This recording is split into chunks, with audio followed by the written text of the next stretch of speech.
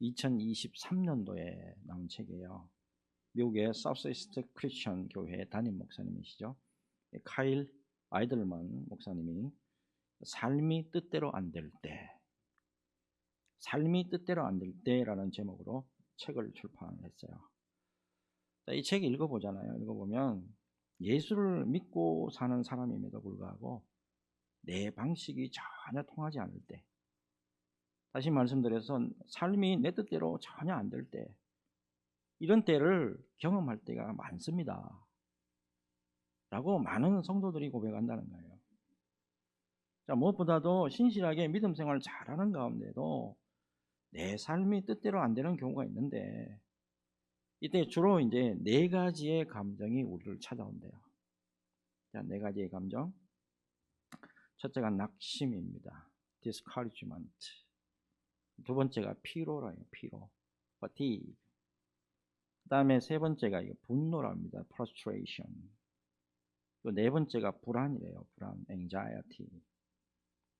사실 우선 믿음 생활하는 가운데 예배와 기도에 열심을 내요. 그리고 봉사하고 헌신하는데 정말이지 주님 앞에서 최선을 다하는 삶을 살아가는데 삶이 내 뜻대로 안 풀리는 경우를 우리도 많이 경험하잖아요. 그죠? 바로 이때 다소간의 차이는 있지만은 우리도 동일하게 낙심을 경험한단 말이에요. 그리고 피로감도 옵니다. 그리고 괜시리 나에 대한 분노감도 감출 길이 없잖아요. 그리고 솔직히 말해서 앞날에 대한 불안에 대해서도 우리가 시달리는 것이 거의 공통적이라고 말씀을 드릴 수 있겠습니다. 여러분, 이때 그러면 우리는 어떻게 해야 됩니까? 그냥 무작정 그냥 기도만 하고 무작정 예배만 드리면 되는 거예요. 자, 카일 아이들먼 목사님이 크리스천 독자에게 이렇게 성경 말씀으로 먼저 유도를 해요. 자, 요한복음 15장 5절을 같이 읽겠습니다. 같이 읽습니다. 시작. 나는 포도나무요 너희는 가지라. 그가 내 안에 내가 그 안에 거하면 사람이 열매를 많이 맺나니 나를 떠나서는 너희가 아무것도 할 수 없음이라. 아멘. 이 말씀을 제시를 하면서 아이들먼 목사님이 우리에게 이렇게 권면을 합니다. 여러분, 이러한 경우를 만날 때 계속해서 우리가 예수님과 연결이 되어 있는가, 진정으로 내가 예수님과 연결이 되어 있는가 점검해 보시기 바랍니다. 그리고 여러분, 그분의 가지가 되시기를 바랍니다. 그분을 떠나서는 우리가 아무것도 할 수 없음을 인정하시고 항복하시기 바랍니다. 이렇게 권면해요. 혹시 여러분, 우리 스스로가 포도나무가 되려고 하는 것은 아닌지 여러분 점검을 좀 해 보셨으면 좋겠어요. 우리는 분명히 뭐라고 그래요? 가지란 말이에요. 가지인데 내가 스스로 열매를 맺으려고 한단 말이에요. 자꾸 내가 계획한 대로 내가 이루려고 한다 이 말이에요. 그러다가 보니까 우리 앞에 반드시 앞에서 제시한 그 감정에, 그 네 가지 감정에 우리가 메모리 돼가지고 그동안에 은혜 받았던 거 다 잊어버리고, 그동안에 내가 중심으로 잘 써 있었는데 이게 막 틀어지는 그런 것을 경험할 수밖에 없게 된다 이 말이에요. 여러분, 교회의 한 회기를 이제 정리해야 되는 11월달이잖아요. 그리고 특별히 오늘은 추수감사주일이에요. 다시 한번 우리의 자리예요. 우리가 남은지 우리가 가진지 우리의 자세를 다시 한번 고치시기를 바라고 주님의 말씀 앞에 겸손하게 엎드리는 그런 귀한 시간 되었으면 하는 마음 간절합니다. 하나님이 주시는 말씀의 은혜로 다시 큰 힘을 공급받는 귀한 시간 되시기를 예수 그리스도 이름으로 축복합니다. 자, 이제 오늘 우리나라 거의 모든 교회가 한 해를 되돌아보면서 우리 하나님께 크고도 놀라운 그 은혜에 감사하는 추수감사주일입니다. 자, 특별히 올 한 해는 참 많은 면에 있어서 그래도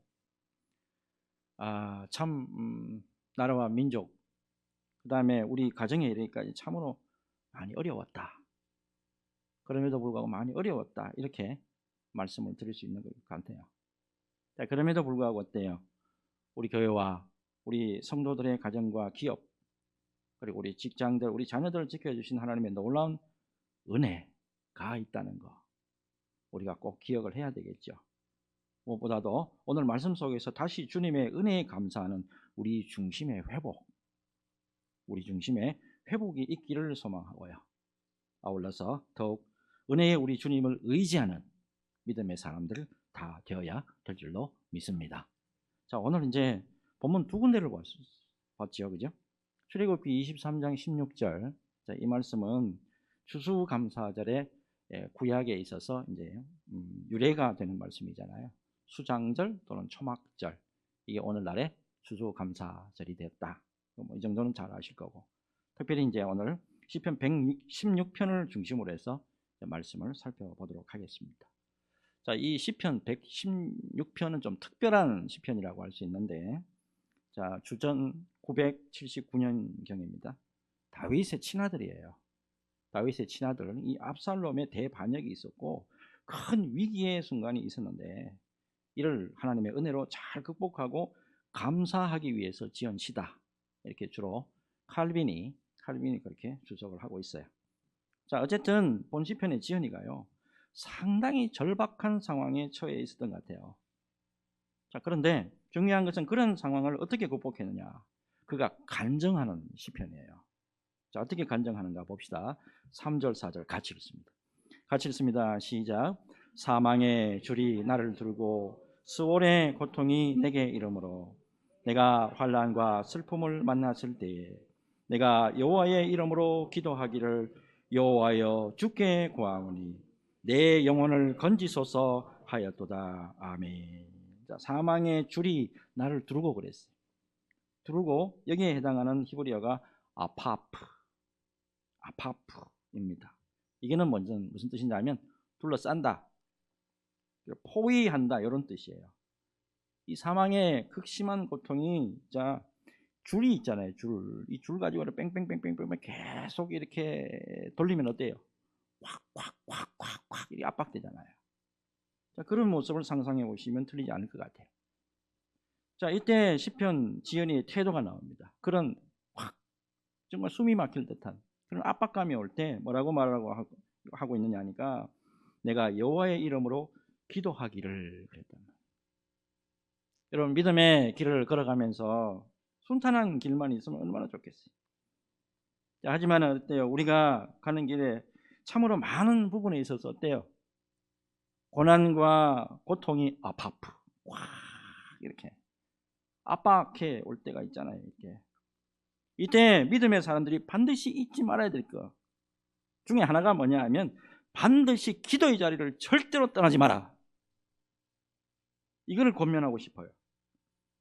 여러분, 기도의 자리를 떠나지 않고 주 예수 그리스도의 이름으로 기도할 때 우리 주님께서 언제나 항상 은혜로 붙들어 주신다. 여러분, 은혜가 있어야 이 답답함에서 벗어난다니까요. 은혜가 있어야 우리가 바로 설 수가 있고, 은혜가 있어야 클클하고 답답한 데서 벗어날 수가 있다고요. 찬송가 301장 여러분 잘 아시죠? 지금까지 지내온 것 주의 크신 은혜라. 이 멜로디가 어때요? 참 구성지죠. 그래서 참 우리나라 사람들이 참 좋아하는 찬송 중에 하나가 301장이에요. 근데 작사자가 누구냐면 작사자가 1897년 일본 목사입니다. 일본 목사 사사오 넷사부로라는 분이 작사를 했습니다. 작사는 이렇게 했는데 이제 작곡은 박재훈 목사님, 우리나라 목사님이 작곡을 해 주셨어요. 근데 요 찬송 있잖아요. 사실 안으로 딱 들어가 보면 사사오 넷사부로 목사님의 기도와 신앙 간증과 아주 관계가 깊다는 걸 알 수가 있습니다. 자, 이 사사오 목사님 1868년생입니다. 일본의 불교 가정에서 5번째 아들로 태어납니다. 중학교 때 이때 이제 좀 되면 뭐 폐렴 걸리면 거의 많이 죽었잖아요. 자, 이 폐렴에 여러 번 걸렸대요. 근데 살아났어요. 자, 그래서 그 병력 때문에 해군에 이 사람이 이제 성장을 해가지고 해군에 지원을 했는데 다 탈락합니다. 자, 그것 때문에 이제 이 사람의 인생이 완전히 달라지는데 경영학을 공부를 해요. 그래서 아주 성적이 좋았습니다. 그래서 미국에 이제 유학길에 오르게 되는데 미국의 샌프란시스코에 도착해서 하숙을 해요. 근데 놀랍게도 하숙집 주인이 목사님이에요. 자, 이 하숙집 목사님 부부가 사사오에게 복음을 전하고 날마다 그를 위해서 기도합니다. 어느 날 이 목사님 부부의 기도 소리를 듣게 돼요. 우리 사사오가 예수 믿게 하시고 꼭 영혼 구원을 받도록 도와주시고 미국에 와서 유학하고 있는데 유학 잘 끝내고 돌아갈 수 있도록 도와주세요. 이 소리를 직접 자기가 들은 거예요. 자, 이제 며칠 후가 됐습니다. 교회 집회에 이 사사오가 참석하게 되는데 뜨거운 성령의 역사로 말미암아서 예수 믿고 예수님을 구주로 영접하게 됩니다. 자, 이제 유학을 마치고 이제 사사오가 일본에 돌아와서 무역업에 종사를 하게 되는데 너무 일이 재미가 없는 거예요. 손이 안 잡히는 거예요. 다시 이제 공부를 좀 했던 것 같아요. 그래서 1901년에 동경 성서학원의 교수로 부임하게 됩니다. 근데 2년도 채 못 됐어요. 1903년도에 교수직을 내려놓습니다. 내놓고 이 사람이 어떤 결단을 하게 되냐 하면 내가 평생 동안 예수님의 복음을 전하고 내가 복음대로 좀 실천하는 삶을 살아야 되겠다. 이런 결단을 하게 돼요. 자, 왜 일본에 와서 그런 마음이 들었겠느냐 하니까 이건 것 같아요. 일본에는 우상이 몇 개가 있습니까? 800만 개가 있습니다. 800개도 아니고 800만 개가 되는 우상이 있다고. 그 조국이 우상의 나라란 말이에요. 이 조국에 예수 그리스도의 복음을 전하고 그 복음을 내가 몸소 내가 실천하겠다. 이 결단하고 참 대단해요. 일본이 크게 4섬으로 되어 있잖아요. 자, 맨 밑에가 큐슈, 그 다음에 시고쿠, 그다음에 혼슈, 홋카이도 이렇게 되어 있잖아요. 이 큐슈에서부터 시작해서 이 홋카이도까지 전국 순회 전도를 하게 돼요. 자, 근데 그가 기도하고 열심히 복음을 전했는 만큼 사람들이 많이 호응을 해줬느냐? 호응 안 해줬어요. 많은 사람들이 우상에 찌들려 있으면서 그가 복음을 전할 때마다 전부 다 그 손길을 뿌리치는 거예요. 사실 2절을 보잖아요. 이 찬송에 2절을 보면 그때 상황이 들어있는 거예요. 자, 2절 한번 봅시다. 몸도 마음도 연약하나 새 힘 받아 살았네 물 붓듯이 부으시는 주의 은혜 족하다. 사랑 없는 거리에나 험한 산길 헤맬 때 주의 손을 굳게 잡고 찬송하며 가리라.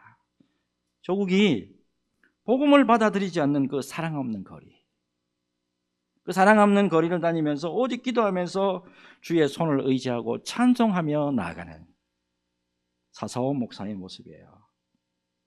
특별히 3절을 보시면 지치고 공고한 나날 속에서 날로 고향 집으로 돌아갈 날이 얼마 남지 않았다.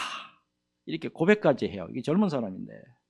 일단 한번 봅시다. 3절 보면 주님 다시 배울 날이 날로 다가와 무거운 짐 주께 맡겨 벗을 날도 멀잖네. 나를 위해 예비하신 고향 집에 돌아가 아버지의 품 안에서 영원토록 살리라. 근데 우리는 우리 마음하고 이 목사님 마음하고 좀 틀리겠죠. 그죠? 그가 등에 지고 걸었던 십자가 복음이 어떻게 보면 조국에 아름다운 불꽃을 피우는 불씨로 남아 있었던 것은 틀림없었던 것 같습니다. 자, 그러나 안타깝게도 사사오 목사님 46살입니다. 46살에 1914년도에 하나님의 품으로 돌아갑니다. 자, 그런데 여러분, 우리가 일본의 기독교가 0.5%밖에 안 된다라고 해서 많이들 사실 비난을 해요. 그도 그럴 것이 우리보다 복음을 받아들이는 게 훨씬 빨라요. 우리보다 인구도 많아요. 그럼에도 불구하고 0.5%밖에 안 된다라고 해서 굉장히 우리가 좀 멸시하고 좀 비난하는 것이 좀 많아요. 근데 0.5%밖에 되지 않는 기독교인들 중에 진심으로 양심과 바른 신앙을 외치는 사람이 여전히 지금도 일본에 건재하고 있다라고 하는 사실이에요. 지난번 일본 총리가 누구죠? 이시바 시게루. 자, 일본의 0.5%에 해당하는 기독교인 중에 한 명이에요. 이번에 이제 일본에 가서 이제 들어보니까 뭐 이것저것 이야기를 하면서 그럼에도 불구하고 신앙심은 별로입니다 라고 말을 하더라고요. 자, 근데 많은 일본인들 앞에서 이런 말을 했어요. 저는 신사참배를 정치적인 이유가 아니라, 신사참배 우상숭배를 말하잖아요, 그죠? 다른 수상들은 다 올라가면 제일 먼저 뭐부터 해요? 야스쿠니 신사에 가서 참배부터 먼저 하잖아요. 근데 이분은 안 했잖아요. 저는 신사참배를 정치적인 이유가 아니라 하나님 때문에 하지 않습니다. 이런 말까지 했다고. 여러분, 기도의 자리를 떠나지 않고 주 예수 그리스도의 이름으로 꾸준히 기도할 때 반드시 귀한 열매가 있습니다. 목사님 부부가 사사원 목사를 붙들고 간절히 기도했을 때 그 사람이 변하고, 그 사람이 큐슈에서부터 홋카이도 이르기까지 복음을 전하면서 이런 사람이 나오잖아요. 여러분, 추수감사절을 보내면서 꼭 당부드리고 싶은 말씀이 있어요. 기도를 회복해야 돼요. 기도를 회복하며 주님 앞에 우리가 겸손하게 엎드릴 때 하나님의 은혜는 절대 마르지 않는다라고 하는 사실입니다. 하나님의 은혜로 언제나 주 앞에서 승리하는 저와 여러분 모두가 되시기를 예수 그리스도 이름으로 축복합니다. 이제 다음 말씀 넘어가겠는데, 자, 기도의 은혜로 위기의 순간을 잘 넘긴 시편의 지은이가 이렇게 고백합니다. 자, 8절에서 10절 같이 읽습니다. 시작. 주께서 내 영혼을 사망에서, 내 눈을 눈물에서, 내 발을 넘어짐에서 건지셨나이다. 내가 생명이 있는 땅에서 여호와 앞에 행하리로다. 내가 크게 고통을 당하였다고 말할 때에도 나는 믿었도다. 아멘. 자, 보면 하나님께서 자신의 영혼을 사망과 같은 공포 속에서도 건져주시고, 또 눈물 나는 상황 가운데서도 하나님이 위로해 주셨고, 극한 시련으로 넘어질 수밖에 없는 상황인데도 불구하고 그때도 나를 건지셨도다. 이렇게 고백하면서 9절에 이렇게 다짐해요. 내가 생명이 있는 땅에서 여호와 앞에 행하리로다. 자, 이게 무슨 뜻이냐면 하나님의 은혜로 사망의 공포에서 이제 다 건져주셨기 때문에 앞으로 하나님이 기대하시는, 하나님이 바라시는 그런 사람으로 내가 살아가겠습니다. 그런 의미로 하는 고백이에요. 이어서 10절을 보니까 내가 크게 고통을 당하였다고 말할 때에도 나는 믿었도다. 이렇게 고백하는데 고난에 직면해 보니까요, 내가 평소에 예수 믿고 내가 평소에 교회 잘 다니고 할 때는 내가 그래도 믿음이 좀 있는 것 같았고, 내가 그래도 예수 잘 믿는 것 같았고, 하나님의 사람으로 잘 살아가고 있다고 생각을 했는데 막상 고난을 당해 보니까 인간은 결코 믿을 게 못 되더라는 거예요. 누구만 믿을 분이라고요? 하나님만. 하나님만을, 정말 하나님만이 믿을 분이 그분밖에 없다 라고 하는 고백이에요. 지금 여러분, 무엇보다도 이렇게 하나님의 크신 은혜를 받아본 경험이 있는 사람들은 시선이 딱 고정되어 있다고, 그리고 분명한 하나님께 고백을 한단 말이에요. 자, 여러분, 사울로부터 평생 쫓겨다닌 사람이 다윗이잖아요. 그 다윗이 마침내 사망의 엄청난 골짜기에서 벗어나서 마침내 승리의 자리에 서잖아요. 그때 지은 시가 그 유명한 시편 18편 아닙니까? 하나님 앞에 예배하면서 그가 하나님 앞에 진심으로 올려듣던 찬양. 자, 시편 18편 1절에서 3절 우리 같이 읽겠습니다. 시작. 나의 힘이신 여호와여, 내가 주를 사랑하나이다. 여호와는 나의 반석이시요 나의 요새이시요 나를 건지시는 이시요 나의 하나님이시요 내가 그 안에 피할 나의 바위시요 나의 방패시요 나의 구원의 불이시요 나의 산성이시로다. 내가 찬송받으실 여호와께 아뢰리니 내 원수들에게서 구원을 얻으리로다. 아멘. 아울러서 예수님의 엄청난 은혜를 체험했던 사도 바울의 고백도 나오잖아요. 자, 디모데전서 1장 12절에서 16절 이것도 같이 고백하는 마음으로 같이 읽습니다. 시작.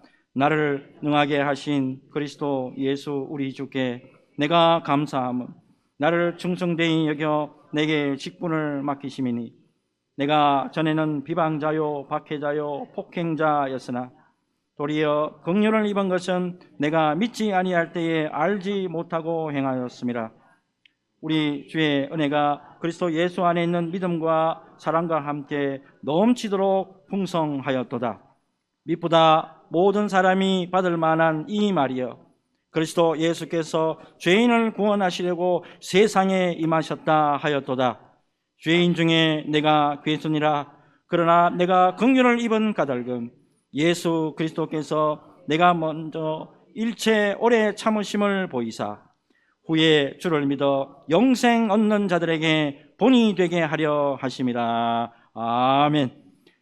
우리 모두요, 한 사람도 예외 없이 예수님의 놀라운 은혜와 긍휼하심으로 구원받았고 지금까지 믿음의 길을 걷고 있지요. 여러분, 믿음의 사람으로 귀한 부름을 받았다면 변치 않는 믿음의 모습과 변치 않는 신앙 고백이 있어야 될 줄로 믿습니다. 여러분, 저의 승용차가 소나타인데요. 이 소나타 구입하기 전에 제가 뭐를 타고 다녔냐면 프라이드 타고 다녔습니다. 당시에 그때 이제 우리 중고를 제가 샀는데 상당히 좀 낡아 있었어요. 추운 겨울입니다. 추운 겨울에 이제 새벽 예배를 이제 인도하기 위해서 급하게 그날따라 좀 늦어가지고 막 밟았어요. 신호등 무시하고 막 밟아가지고 커브 틀고 막 왔거든. 왔는데 교회 여기 딱 주차를 딱 하자마자 펑크가 탁 나는 거예요. 가만히 순간적으로 딱 생각해 보니까 급하게 막 신호를 위반하고 막 달려왔거든요. 근데 막 커브 트다가 갑자기 펑크 나면 차가 막 뒤집어지고 전복할 가능성도 없지 않아 있었단 말이야. 그걸 생각하니까 아유 감사하더라고. 그래서 저 이제 계단을 이렇게 내려오면서 주님 감사합니다, 주님 감사합니다 하고 들어왔어요. 그래서 여기 이제 딱 이제 엎드리는데 하나님이 이런 음성을 들려주는 것 같았어요. 하나님이 너를 이번만 함께 했느냐. 도여봐, 하나님이 이번만 너와 함께 했느냐. 지금까지 네가 고비에 있을 때마다, 네가 위기에 처할 때마다 항상 내가 붙어 있었지 아니하였느냐. 예, 맞습니다. 하나님이 아니었다면, 예, 맞습니다. 예수님이 아니었다면, 예, 맞습니다. 성령님이 아니었다면 오늘날의 김도현 목사 없습니다. 고백을 했어요. 여러분, 항상 우리 하나님은 우리와 함께 계시고 항상 변함없이 은혜로 붙들어 주신다는 것을 믿음으로 꼭 받으셔야 됩니다. 고린도전서 15장 10절 말씀 잘 아시죠? 고백하는 마음으로 같이 읽습니다. 시작. 그러나 내가 나 된 것은 하나님의 은혜로 된 것이니 내게 주신 그의 은혜가 헛되지 아니하여 내가 모든 사도보다 더 많이 수고하였으나 내가 한 것이 아니요 오직 나와 함께 하신 하나님의 은혜로라. 모든 것이 은혜, 은혜, 은혜, 한없는 은혜. 내 삶에 당연한 것 하나도 없었던 것은 모든 것이 은혜, 은혜였소. 아멘입니까? 하나님의 은혜를 입은 사람들은 분명한 정체성이 있어야 되고 분명히 확신하는 고백이 있어야 됩니다. 하나님 앞에 진실된 고백을 드림으로써 굳건하게 믿음 생활 잘 감당하시길 바라고 언제나 하나님 앞에 영광의 도구로 쓰임받는 저와 여러분 모두가 되시기를 예수 그리스도 이름으로 축복합니다. 자, 이제 마지막으로 주님의 귀한 은혜를 받은 자로서 우리가 마땅히 해야 될 것에 대한 말씀이 나와요. 자, 먼저 12절부터 한번 봅시다. 12절. 내게 주신 모든 은혜를 내가 여호와께 무엇으로 보답할까? 다시 한번 봅시다. 내게 주신 모든 은혜를 내가 여호와께 무엇으로 보답할까? 하나님께서 이 시편 지연이에게 행하신 그 은혜, 내가 하나님 무엇으로 내가 보답해 드릴까요? 이런 고백을 드리고 있는 거라고요. 여러분, 무엇보다도 하나님께서 우리 믿음의 사람들에게 베푸신 은혜, 참 말로 다 형용할 수 없는 게 틀림없다, 이렇게 고백할 수밖에 없죠. 오늘 이제 말씀을 준비하는데 하루 동안에 참 하나님이 베풀어 주신 은혜가 참 너무너무 감사하더라. 우리 교회는 이 코로나 이후에 드물게 우리 어린 애들이 참 많이 태어났어요. 가정당 그래도 2명씩 막 이렇게 나와가지고 애들이 바글바글해요. 조그마한 교회에. 그 애들 보면 무슨 생각이 나요, 여러분? 생명이 참 움트는, 새로운 생명이 하나님 생명을 통해서 하나님이 막 역사하시는 게 막 보이잖아요. 목회자의 한 사람으로서 얼마나 애들만 보면 참 감사한지 몰라요.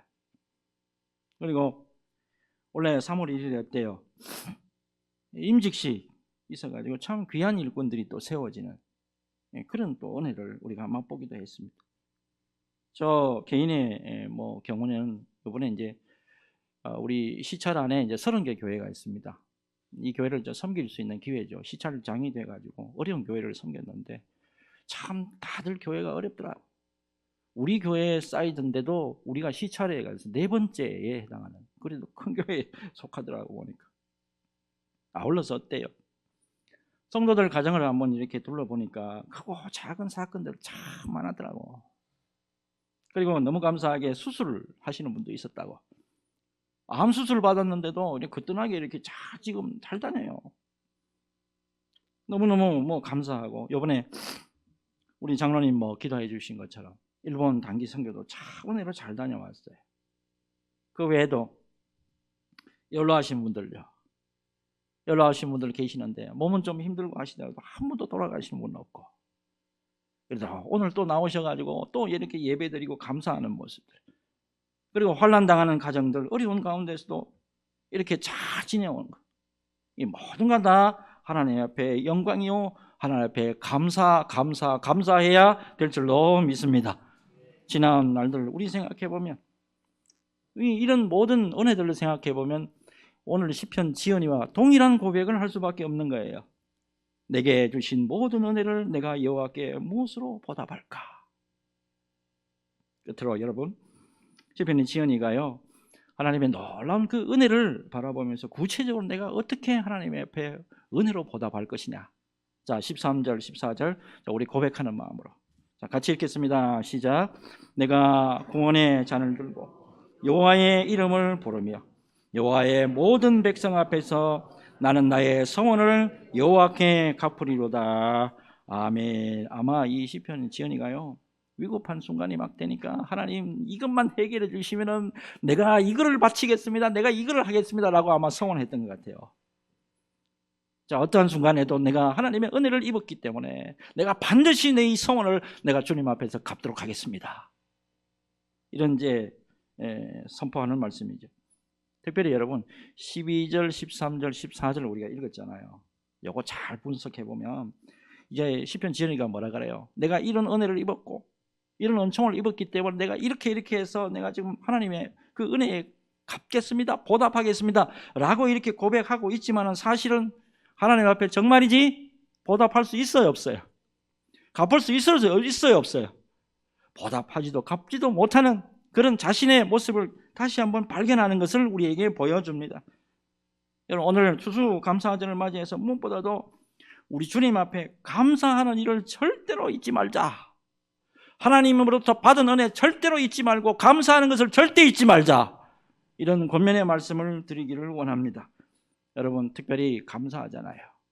감사하면 우리의 인생이 예수님 앞에서 얼마나 향기로운지 그거를 우리가 발견할 수 있다는 거예요. 송경민 목사님의 CCM이죠. 이 감사 찬양 여러분 잘 아실 거예요. 1절부터 잘 한번 봅시다. 1절 보면 오늘 숨을 쉬는 것 감사. 오늘 숨을 쉬는 것 감사. 병원에 계셔봐야 숨 쉬는 것보다 힘들어가지고 그런 분들 계시잖아요. 나를 구원하신 것 감사. 내 뜻대로 안 돼도 주가 인도하신 것 모든 것 감사. 내게 주신 모든 것 감사, 때론 가져가심도 감사, 내게 고난 주셔서 주 뜻 알게 하신 것 모든 것 감사. 3절에 뭐라고 나옵니까? 항상 주 안에 있음 감사. 항상 주 안에 있음 감사.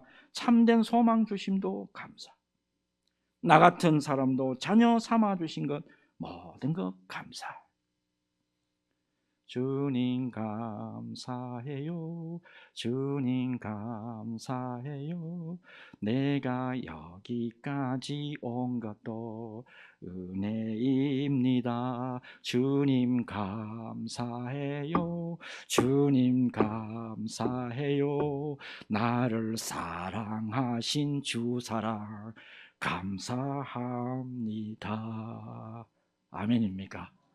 항상 우리가 주님 앞에 설 때까지 감사를 잊지 말고 항상 주님의 기쁨이요 영광의 면류관이 되시기를 예수 그리스도 이름으로 축복합니다.